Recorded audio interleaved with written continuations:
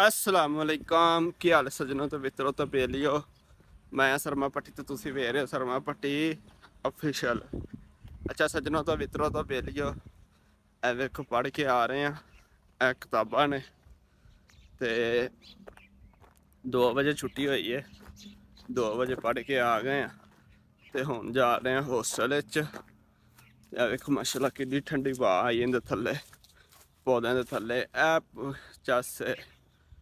चस पौधों की यकीन करो किन्नी देर मर्जी थल्ले बैठे रहो किन्नी देर मर्जी सुते रहो टेंशन ही कोई नहीं ठंडी हवा है ना बत्ती ना कुछ अगर बत्ती की भी इन्हें थल्ले कोई जरूरत नहीं होंगी तो कहते हैं पौधे लाओ पौधे किन्ने लाओगे उन्ने तुहाडा ही फायदा है।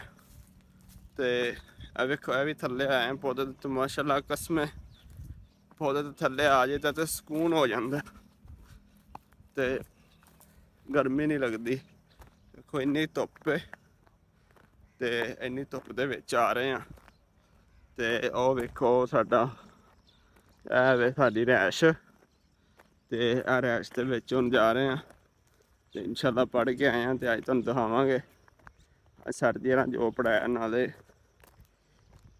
सानूं एक्सरसाइज करवाई है बड़ी हैवी एक्सरसाइज करवाई है वो भी तुहाडे नाल शेयर करांगे ते चस आ जाएगी। तुसीं अज अपनी हंसी सानूं रोक के दिखाया जे हंसी नवीं आएगी अज तो वेख्या जरा।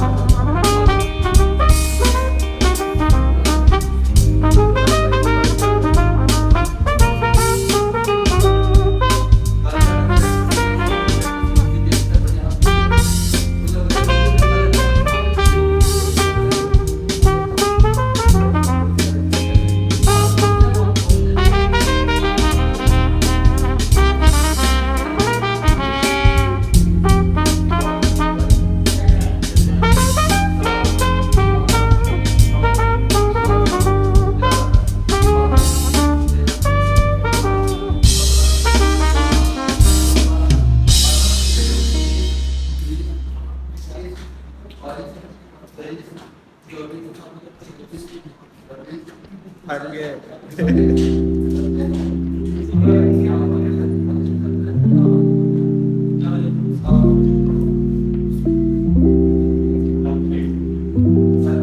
ਸਾਡੇ ਮੌਲਵੀ ਸਾਹਿਬ ਨੇ ਤੇ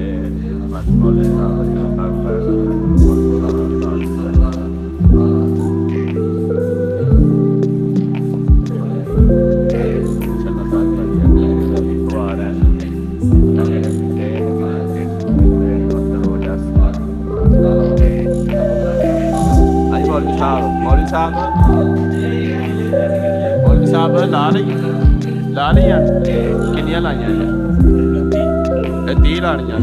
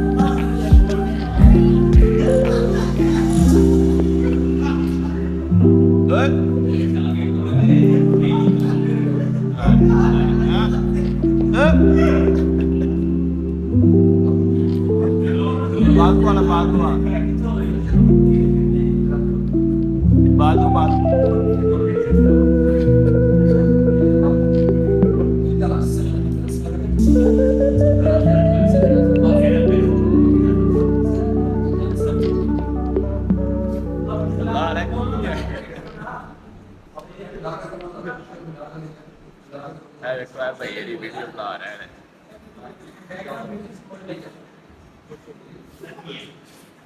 ਇਹ ਕੀ ਹੋ ਰਿਹਾ ਹੈ?